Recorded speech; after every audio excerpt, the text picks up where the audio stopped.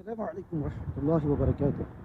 Sa panahon ng Rasulullah sallallahu alaihi wasallam, mayroong isang matanda na lumapit sa Rasulullah sallallahu alaihi wasallam upang humiling sa propeta na siya ay ipagdua sa Allah subhanahu wa ta'ala na makapasok o papapasukin siya sa paraiso.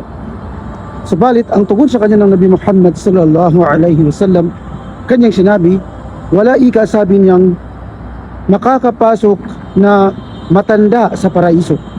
At dahil dito, ang matanda ay biglang tumalikod na para tila bagang itatampo ito. Subalit agad itong tinawag ni Propeta Muhammad sallallahu alaihi wasallam, kanya itong binigyan ng paglilinaw na kanyang sinabi, wala ika, sabi niyang, makakapasok sa paraiso ng matanda, sapagkat ang lahat ng papasok sa paraiso ay magiging bata. Allahu Akbar.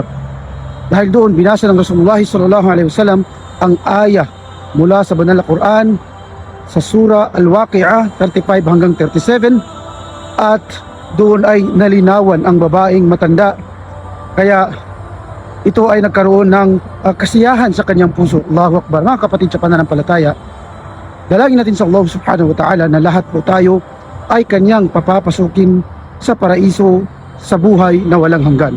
Wassalamu alaikum warahmatullahi wabarakatuh.